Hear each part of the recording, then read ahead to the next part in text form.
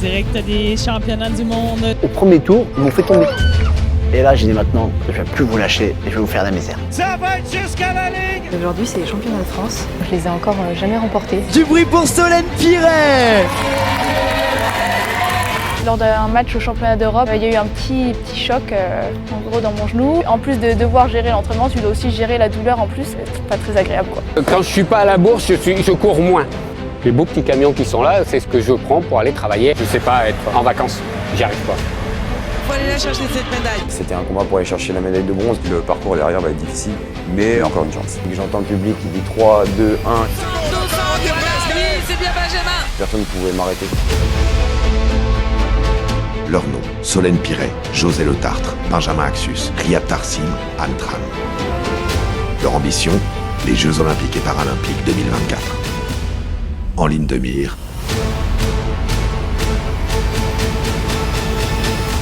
la médaille d'or.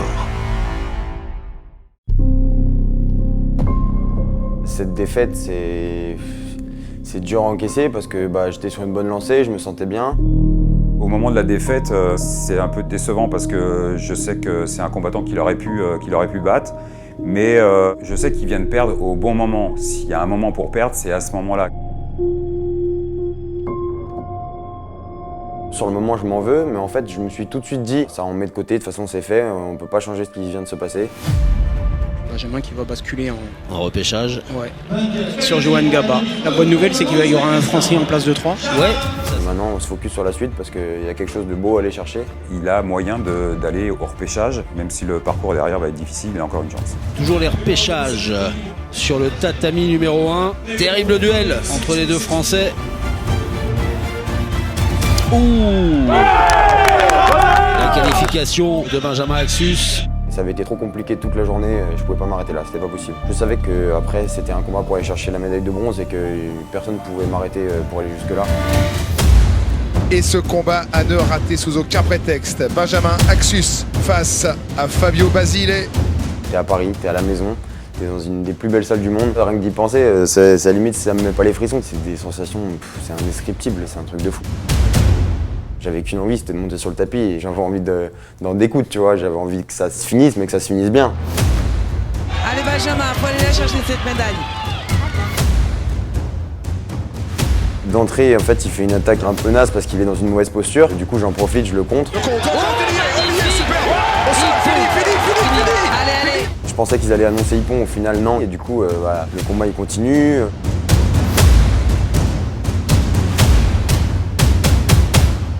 Puis après, quand j'entends le public qui dit 3, 2, 1 et j'entends et je sais que c'est fini, qu'il ne pourra plus me faire tomber.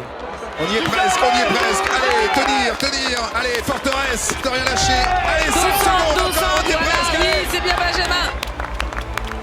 Là, c'est le kiff, là. C'est fait, Benjamin Axus est en bronze ici, à Bercy. Le Parisien chez lui qui remporte le bronze. Là, t'as plus qu'à profiter. T'es en feu, quoi. T'es là à droite, à gauche, tu sais pas où regarder. Tu regardes ta famille. J'avais mes potes qui étaient de l'autre côté. Il y avait mon coach aussi qui était plus haut. C'est magnifique comme sensation. Des moments comme ça, on n'en vit pas beaucoup dans une carrière. Enfin, j'aimerais en vivre plus en tout cas. C'est magique.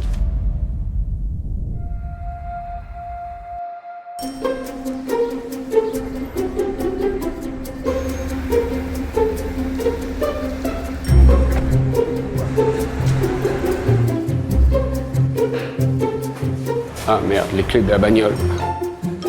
Et ici, en fait, c'est mon lieu de travail officiel. Le matin, je suis avec les chevaux et quand je suis pas à la bourse, je cours moins.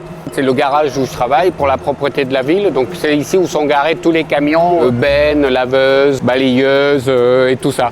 Les beaux petits camions qui sont là, c'est ce que je prends pour aller travailler après. Ça va les gars? Et désolé du retard, Ça va, ouais, impeccable, il fait beau, il pleut pas. Bon, j'y vais parce que j'ai un métier, hein, je suis en retard. D'accord? Amusez-vous bien. A plus, merci d'être venu. Normalement, je ne suis pas censé arriver en retard, mais ce matin, en fait, je suis allé dans l'écurie où il y a mes deux chevaux, sauf qu'il y en a un, il s'était un peu blessé, donc il a fallu le soigner. On n'a pas eu besoin d'appeler le vétérinaire, mais bon. Donc c'est des choses, je dirais, on peut Malheureusement, on ne peut pas bâcler en disant c'est pas un maillot de bain qu'on met dans un coin ou une raquette de tennis, on la pose là, on dit ça y est, c'est bon. Si la corde elle est cassée, on verra ça demain. Là, c'est un animal de 500 kg. S'il est blessé, il ne faut pas que ça s'envenime parce que c'est comme pour nous, quand on a une blessure, si on ne fait pas ce qu'il faut, ça peut aller très loin. Voilà. Ça va les gars? Bon, où c'est qu'il est? Voilà, je l'ai trouvé. J'ai commencé à la ville en avril 2006. Et j'ai commencé à ce garage-là et je suis à ce garage-là depuis avril 2006. Ça va, chef? Le marché qu'on fait aujourd'hui, c'est le marché d'Aligre, place d'Aligre. Donc là, on est dans les temps. Est-ce que c'est une journée double? Sachant que je me lève à 6h du matin et que je finis ici à 20h30 et que je dois encore rentrer chez moi, donc il sera en gros 21h30, on peut dire qu'éventuellement ça peut être 2 journées en une, effectivement.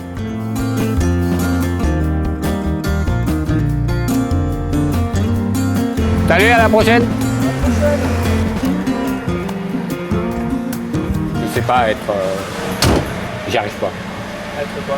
En vacances. Je m'emmerde. En fait, ça va 1 journée, 2 journées. Mais après, il faut que j'essaie de trouver des chevaux ou quelqu'un qui a des chevaux pour éventuellement... Vous ne cherchez pas quelqu'un pour monter un peu vos chevaux, ou vous voulez pas des cours, ou ci, ou là. Non, je suis terrible pour ça.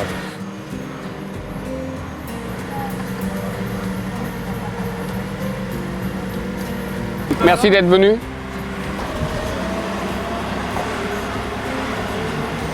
Donc là, on arrive à la Tirue. En fait, c'est l'incinérateur.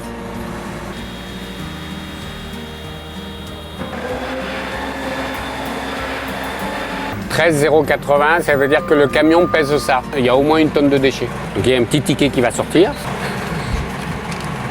1 tonne 120, on a fait. On a bien travaillé.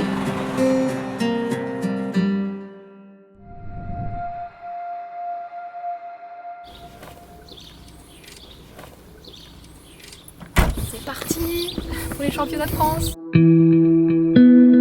Là, on est à 3 et aujourd'hui, c'est les championnats de France. L'enjeu, c'est la place en équipe de France pour la saison internationale. J'ai pas ce titre et j'avoue, j'aimerais bien l'avoir.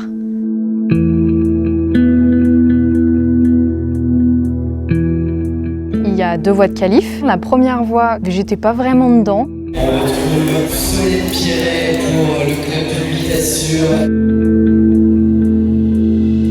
Je me suis un peu mis dans le rouge bêtement et à un moment, en plein milieu de la voie, je me suis mise à rire en me disant mais arrête de stresser comme ça, détends-toi. Et du coup, après, je suis repartie. La deuxième voie de qualif, elle me faisait beaucoup plus peur, plus compliquée, avec des préhensions très plates, donc avec ma main droite, avec mon handicap, c'est pas évident à prendre. Et du coup, je suis assez contente de ma grimpe. J'étais bien, je me suis fait plaisir. Jusqu'au bout, Alesso. C'était vraiment cool. Là, je pars en isolement parce qu'on ne voit pas les voies de finale. On va les découvrir tout à l'heure. On aura 6 minutes pour les lire.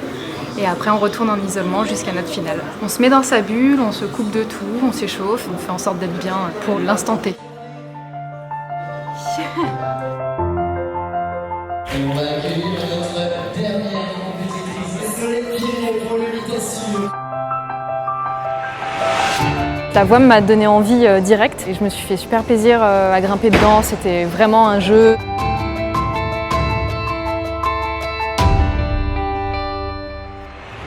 J'ai grimpé avec tout mon corps. Il a fallu se battre un petit peu, se réorganiser, rester concentré. Quand tu forces, tu as l'acide lactique qui monte dans les bras, ton cerveau il s'arrête de penser, quoi. C'est là où tu te mets à faire n'importe quoi. C'est hyper important de rester lucide. Et voilà, je crois que j'ai pas trop mal géré mon truc, donc je suis super contente.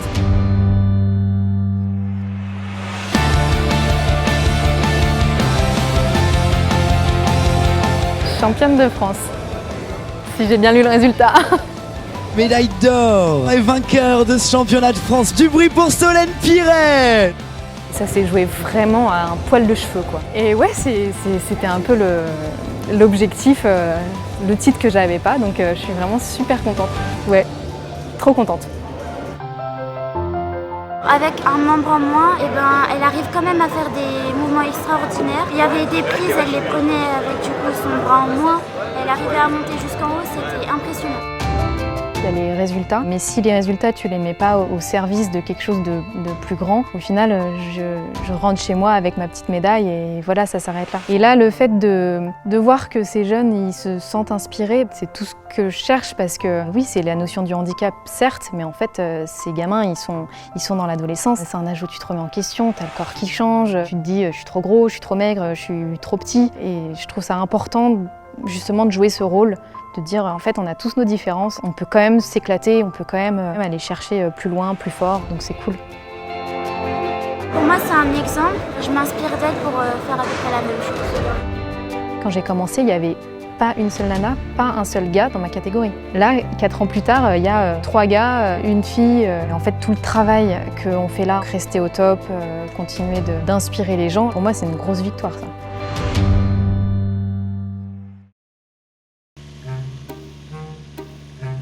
Oh, ça tient pas. Oui, mais j'ai 30 degrés de flexion de plus que l'autre côté, Anne. Ouais. Oui, madame, ça tire. Le quadriceps aussi. Ah ouais. Là, ça fait de rire. Ah, ça fait de rire. Tu vois le fond de ma pensée? J'ai peur maintenant. C'est vrai que les séances de kiné, c'est quand même agréable parce qu'on sent que notre corps il se détend, etc. Mais des fois, pour le détendre, il faut souffrir un petit peu, quoi. Donc, ton genou, il tient? Le genou, il va nickel. Bon, ce matin, en courant, je l'ai senti un peu, mais à la fin, quoi. Ouais, il s'inflamme pas? Non, franchement, il gonfle pas et tout. Tant mieux. Ouais. Je me suis fait, lors d'un match au championnat d'Europe en double mix, sur un mouvement d'hyperextension du genou, il y a eu un petit choc en gros dans mon genou et j'ai eu mal. Du coup, en rentrant, j'ai fait une IRM et au final, j'ai un kyste méniscal qui s'est inflammé et du coup, ça me crée de la douleur au genou, quoi. Son genou, Anne, il fait son petit bout de chemin et il faut qu'elle en prenne soin. Maintenant, il faut qu'elle mette une hygiène de vie qui correspond. Là, elle est en fin de phase de convalescence et la reprise se passe bien, crée pas de réinflammation. Mais elle est très pointilleuse sur son traitement, donc elle va faire ce qu'il faut. Elle fait bien ses exercices, donc ça va. Moi, j'ai eu beaucoup de petits pépins physiques. Un des plus gros pépins que j'ai eu, c'était ma blessure au coude. Donc j'avais un petit bout de cartilage en gros dans mon coude qui se baladait et qui me gênait sur l'extension de mon coude. Et des fois sur des mouvements, ça me faisait un petit peu mal. Donc c'est vrai que c'est assez handicapant puisque je l'utilise tous les jours et c'est mon outil de travail. Après j'ai eu plein de petits bobos, des petites tendinites à l'épaule, des bursites à l'épaule. C'est surtout des petites blessures qui ne m'ont pas fait arrêter très longtemps le badminton, mais qui sont handicapantes quand tu fais tous les jours du badminton, quoi. En plus de devoir gérer l'entraînement, tu dois aussi gérer la douleur en plus. Et c'est pas très agréable, quoi.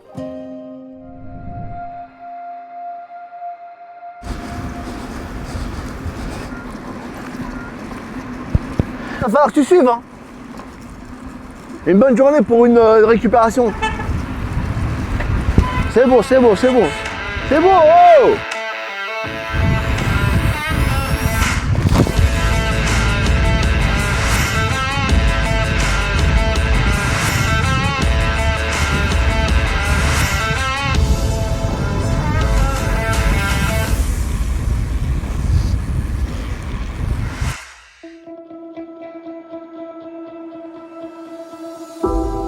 Mon accident est arrivé le premier jour de la première semaine de mes vacances, après 4 ans sans vacances. J'ai monté mon entreprise en 1996 et pendant 4 ans j'étais dans un camion. Et 4 ans c'est beaucoup sans prendre de vacances. On est parti au ski, on a roulé la nuit, on a skié le matin, tout s'est bien passé. On devait se reposer un peu mais on a dit mais non, on se reposera en fin de journée. Et donc l'après-midi on est parti skier et donc on va sur un parc, un snowpark. Et on commence à faire des sauts. J'ai sauté et mes jambes sont passées en avant et je suis tombé sur une plaque de verglas. J'ai touché mes jambes et je sentais plus mes jambes et là j'ai su que en fait que c'était foutu, que j'allais être paraplégique.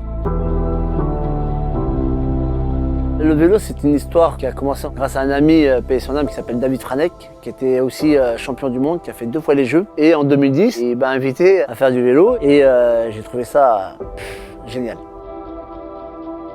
Ma première course, c'était aux Émirats. Et lui, il est arrivé, ouais, mon ami, il va vous éclater avec ses bras et ça et tout. Et j'ai fini dernier.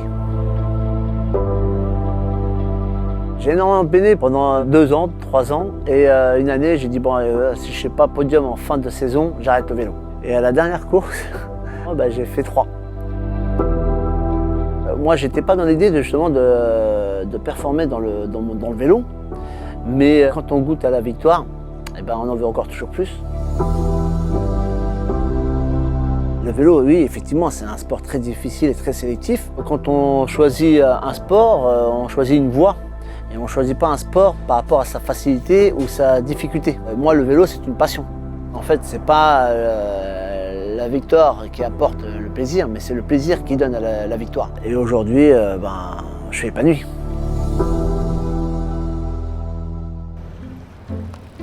On est à l'INSEP et on va faire une séance de cryothérapie. On va au service kiné de l'INSEP dans une sorte de petite salle où il y a 3 sas. Je crois qu'il y a -10, -50 et -110. On va pas loin du pôle Nord. Quel enfer. Il y a 3 sas différents. Le premier, vous voyez, il est à -12. Le deuxième, -60 et -110. J'ai pas trop hâte. J'ai hâte de sortir déjà. Pour les filles, là, ça va être de la récupération. On va avoir un effet sur l'hypothalamus, qui est une petite glande au milieu, là, et qui va réguler un peu les hormones de l'humeur. Donc ça va aussi favoriser la récupération. Vous me dites régulièrement si ça va, vous concentrez sur la respiration, vous soufflez bien. Et puis, est-ce que tu veux là? C'est parti. Allez.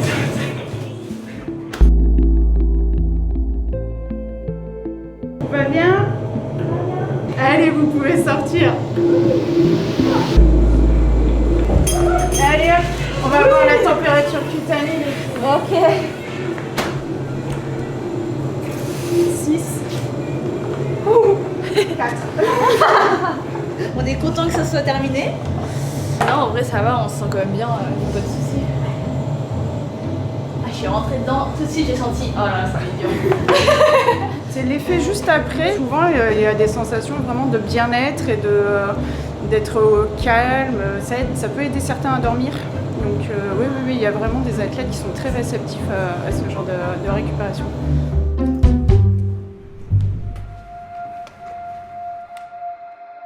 Bon Mimi, 13h05, on va être à la bourse.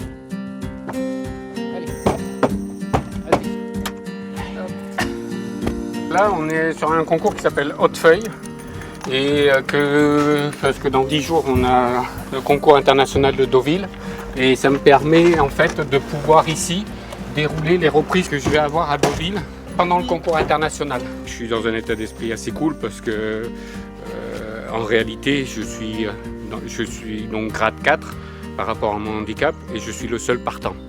Donc du coup, j'ai aucune pression, hormis juste monter le cheval le mieux possible. Là, ça va être jugé par 3 juges, savoir ce que eux ils en pensent, ce que ça donne. L'objectif, c'est d'être au moins 70-71%.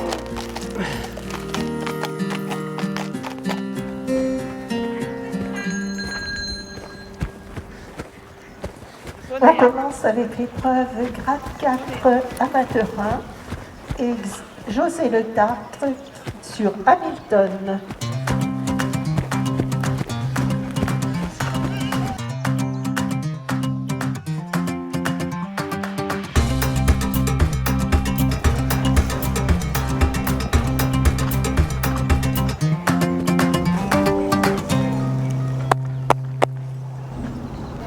Ouais, j'ai fait une bêtise.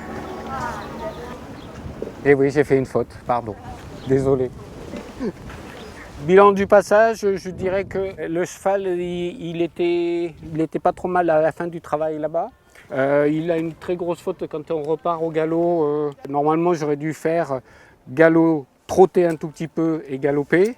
Et là, j'ai fait en fait galop, pas et après j'ai trotté. Et du coup, quand je lui ai demandé de repartir au galop, il s'est un petit peu figé, un petit peu énervé. C'est pour ça qu'il a une défense un petit peu comme ça. Là, il a mis un peu de temps.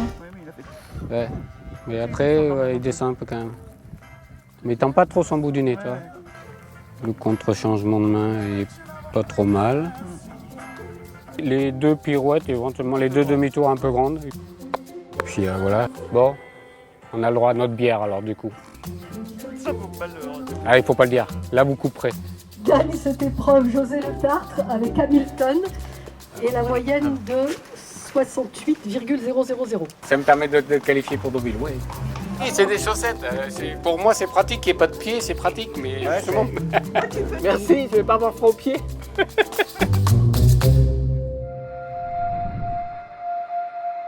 Yes, yes, yes, yes. Mon père, il est comme un dingue. Il est comme un dingue.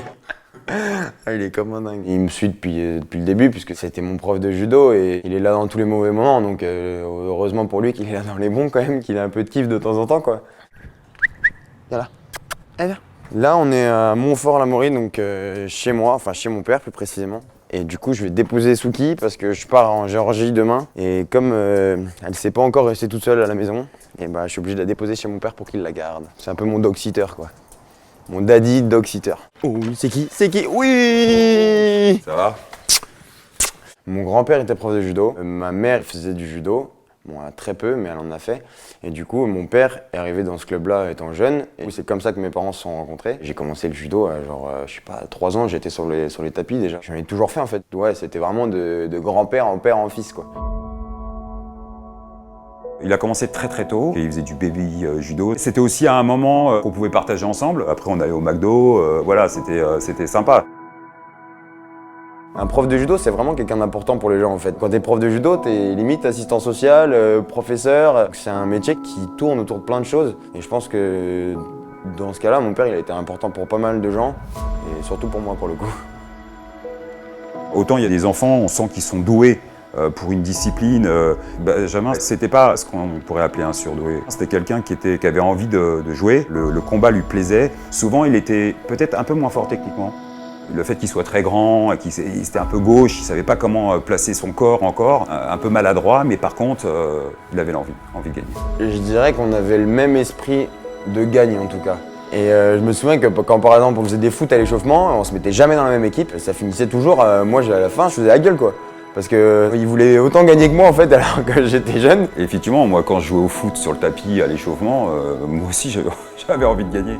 Ouais, c'est quelque chose qui est un peu qui coule un peu dans nos veines. Il y a cette envie de tout le temps gagner qui est là autant chez lui que chez moi. Et je pense que ça, il me l'a bien transmis. Ouais. Une fois, on a fait un championnat par équipe. Il me manquait une certaine catégorie d'âge. Lui, il était trop jeune. Mais je l'ai quand même aligné et je lui ai dit, l'autre en face, il est plus fort que toi. Ça, c'est sûr. Mais par contre, tu vas rien lâcher et tu vas te battre jusqu'au bout, jusqu'à ce qu'il craque. Il a gagné. Benjamin, c'est quelqu'un qui aime jouer. Le judo, ça lui va bien parce que c'est du jeu, quoi. Lui, ce qu'il aime, c'est la bagarre, c'est jouer. Chaud! Non, en vrai, c'est cool. Ça fait du bien. À la maison, en plus, là, oh, trop bien. Mes potes, ils sont tous venus. Pour une fois qu'ils me portent pas la commune. Oh putain, attends, il faut pas que je perde le... Il est où mon sac, là? Attends, ouais, parce qu'il y a le prize money dedans, je crois. Il l'a perdu. Il a perdu, ça y est. Lui, c'est le roi. Putain, elle est lourde, hein, la médaille. Perdu, hein, ça y est. Bah, c'est Benjamin. Benjamin, il est... Comment dire? Ouais, j'ai oublié le prize money. Je l'ai jeté. Pas très organisé. Putain, je l'ai mis dans un sac et j'ai jeté le sac. On m'a donné le prize money, je crois qu'il a dû rester environ 30 secondes dans ma main avant que je le jette dans la poubelle. Bordélique. Attends, mais je sais pas ce que j'en ai fait, effectivement. Oula! On va se dépêcher, tu vois. Ah, puis à tous les coups, je vais pas le retrouver en plus. C'est complètement moi, là. Je vous donne 100% de ma vérité, là. Là, tu me vois, je suis transparent. C'est que moi. Allô? Allô? Ouais, David. T'es où? C'est bon, il l'a retrouvé. J'ai gagné de l'argent ce soir. Journée générale. Ça, pour ça, je suis champion du monde, par contre, tu vois. D'oublier des choses, que ce soit des dates ou des objets, imbattable. Et ça prouve que je fais vraiment pas ça pour l'argent, quand même. Je suis vraiment pas intéressé. Moi, je vais quand même la garder.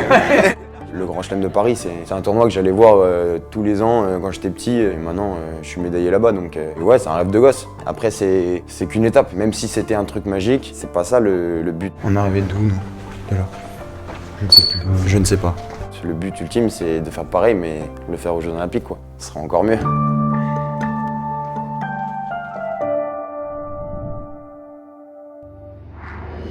En direct des championnats du monde d'UCI de Bécomo. Quand je m'aligne à une course, je suis là pour gagner. C'est-à-dire que je veux pas un troisième, je veux pas un deuxième, je veux gagner. On va maintenant faire l'appel de nos coureurs. De la France, Riyad Tarsim, qui tente de répéter l'exploit d'emporter un championnat du monde. Il a connu la gloire l'an passé. Bien évidemment, je voulais garder mon maillot. Mais encore, il fallait que je réussisse à le garder. Il n'y en a pas un dans l'équipe de France qui a cru en moi sur ce profil de course. Et je peux te dire la vérité, j'étais dans le doute. 3, 2, 1. 3, 2, 1, top. C'est parti, we are off. Et c'est parti pour 2 heures de course, 65 km, 500 mètres de dénivelé positif. Au premier tour, ils m'ont fait tomber. Et là, je vois mes adversaires, mon maillot s'envoler. J'ai pas réfléchi, je me suis redressé, je me suis mis sur mon vélo et j'ai mis 300-400 mètres avant de les rattraper. Et là, j'ai dit maintenant, je vais plus vous lâcher et je vais vous faire la misère. Je n'ai pas subi la course. Dans les virages dangereux, je passais en tête. Dans les montées, je passais en tête. Dans les relances, pas trop de puissance. Lisser l'effort, garder le maximum de puissance pour le sprint. Je pensais qu'à ça. Il fallait que personne parte. Le premier qui part, je vais le chercher. Les choses commencent à chauffer dans l'ascension. Et là, sur la dernière bosse, on est monté à une allure. Tout le groupe a pété. On s'est retrouvé à 3. L'Italien, Paolo Cecchetto, qui est très fort d'ailleurs, il s'est sauvé. Je l'ai rattrapé au bout de 1,5 km. J'arrive sur la ligne droite, à 300 mètres, il ne bouge pas. Et les voilà, ils s'approchent à l'instant. Je me suis dit, mais à quel moment il va me doubler pour me sprinter? Et il croyait que j'étais déjà à fond, il me déboule à 150 mètres. Et moi, je gère sa position parce que je le vois. Et là, j'envoie la machine. Quand je sprinte, j'envoie la sauce. Darsim à l'intérieur, à l'extérieur, Cecchetto. Et là, j'accélère. Plus je vois l'arrivée, et plus je vois mes enfants et ma femme. Et là, j'ai dit non, c'est pour eux. Ça va être jusqu'à la ligne. Darsim. Une superbe victoire. Darsim répète son exploit de l'an passé au Portugal. Quelle finale, bravo messieurs. Champion du monde. Au premier rang, champion du monde et vainqueur de la médaille d'or de la France, Riyad Tarsim.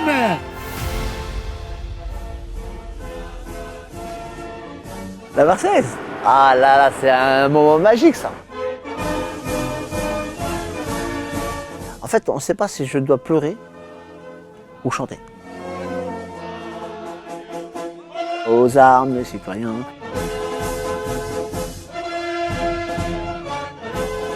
Non, c'est magique, c'est un bonheur. Mais la Marseillaise, tu vas l'entendre en 2024. Ah, ça c'est sûr. Avec Riyad Tarsim en haut du podium. Ouais. Quand on a goûté, je dirais, à de très grosses épreuves, de très beaux concours, on a envie d'y retourner le plus rapidement possible. C'est mal parti.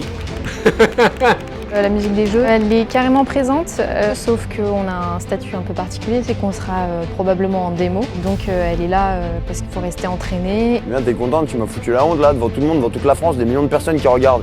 Masuki, tu vas être une star. Festival de Cannes pour nous bientôt.